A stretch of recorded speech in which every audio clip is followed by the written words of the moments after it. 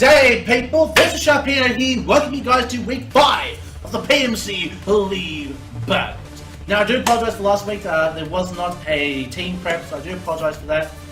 This week we will definitely have one now, so, hope you guys enjoy. So this week we're taking on the Red Spark Vikavolts, led by Dolphin. So go ahead and check out his challenge, it will be linked in the description below. So you can go ahead and check in and see what team he brought for us and why. So this week we're going against his team here. Now looking at his team, he does have quite the amount of Pokemans to be worried about. So, Red Spark Vikavolts, you are packing that Garchomp, Celesteela, Thunderous T, Celebi, Fortress, Kingdra, Politoed, Oricorio, Meloetta, Ariados, and Ninjask. So, a few threats to his team here, and the one thing that got my attention is that Oricorio, because, or in this draft anyway, Oricorio could be any type. You don't know if he's bringing the Fire Flying, Psychic Flying, Ghost Flying, Electric Flying. You don't know until the day comes. So, if I had to guess which type he would bring, I'm going to say either the Ghost type or the Fire type. One of the two I would assume he would bring, because looking at my team here, Ghost types can do pretty well against some Pokemon like the Cresselia, but that's it. Like, probably the Fire, well, I mean, yeah, anyways. Not that it's a big deal or anything, but just in case, we should kind of scout for it. But anyways, let's have a look at the team that we brought for this week for Red Spark Vikavolts. So, we brought Tapu Koko, we've got up for Air Balloon, Thunderbolt, Dazzling Gleam, Roost and Carmine. Now, the reason why we're going for such a defensive set for Tapu Koko is because, because we have Air Balloon, we can go ahead and take advantage of that against his Garchomp, because Garchomp is the fastest Pokemon on his team with base 102. And I think at maximum speed it's 169, so we have just enough speed, we're going to outspeed by 1 point. That's just normally how I do things as of this season. And we've got the Air Balloon, so basically if we try to bring in Tapu Koko on a Garchomp and he goes for Earthquake, we get a free turn. If he's Choice Scarfed, it makes it even better for us, so we can go ahead, get a free turn for Carmine, then we can go for things like, Thunderbolt, Dazzling Gleam, so it does put in a bit of work here. Next on the team we have is Cresselia with leftovers. It is the Psyshock, Moonlight, Carmine substitute. So, basically looking at his team here, Cresselia does have a lot of potential against things on his team because they are pretty bulky. So things like the Celesteela, the Fortress, I guess even the Politoed, it can definitely sit up in their face. So, definitely has that potential. And we are speed creeping on that Politoed because basically the Politoed, if he decides to bring it, can pack the Encore. And I don't want to get Encored into Substitute because surprisingly Encore works through Substitute, which I personally don't agree with, but apparently does.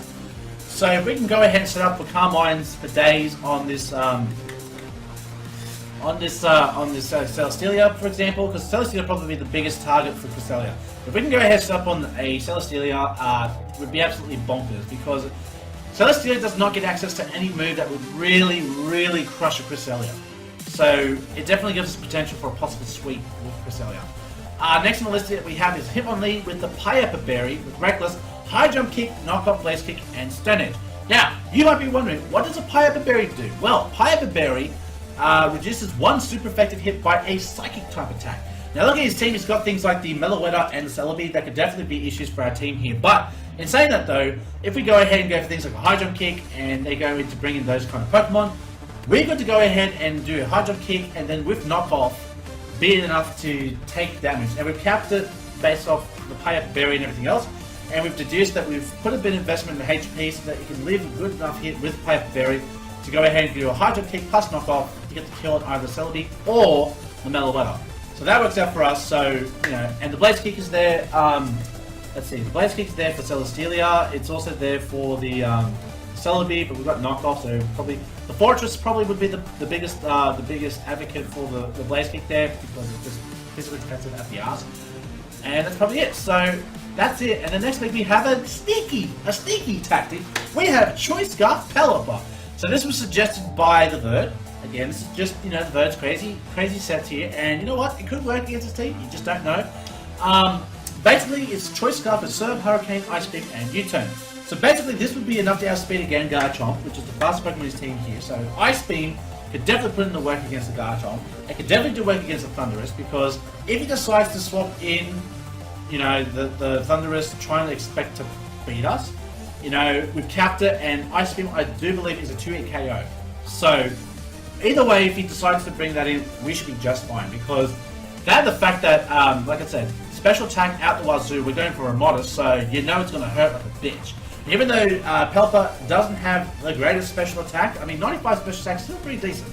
And especially with a drizzle boosted surf modest, it's going to hurt like a bitch. So, hopefully we can see this get a sneaky kill on something, you know, maybe the Garchomp. That would be hilarious if it actually killed the Garchomp. It would be just like, man, Garchomp was killed by Pelipper.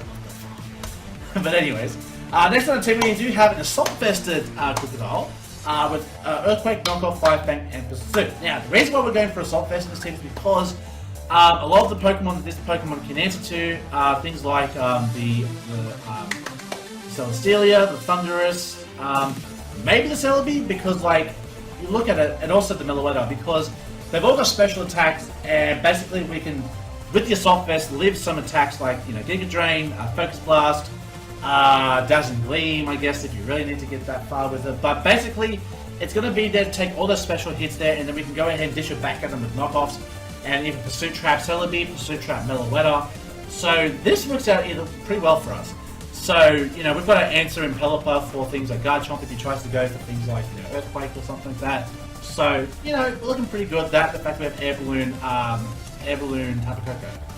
And our last Pokemon that we're going to bring is Snorlax with Leftovers, Thick Fat, Carrying Frustration, Curse, Sleep, Talk, and Rest.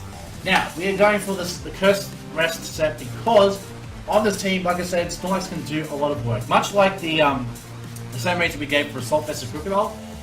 The fact that we can go ahead and bring Snorlax and go for Frustration can definitely put in the finest of work against this team here. So, with that special defense and HP, we're definitely living special attacks for days.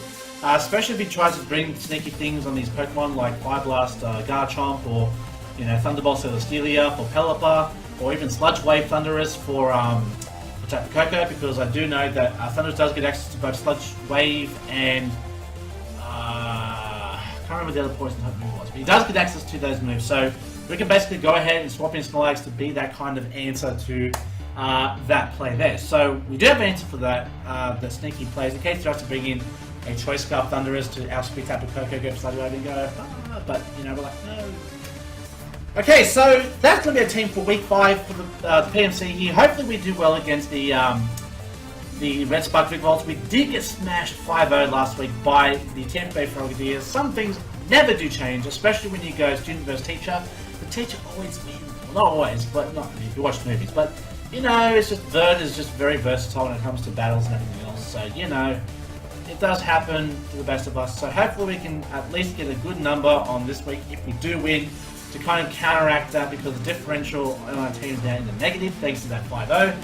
So stay tuned this week for the Wi-Fi battle, and until the next time I see you guys, stay safe, stay sharp, and I'll catch you guys all next time. Later!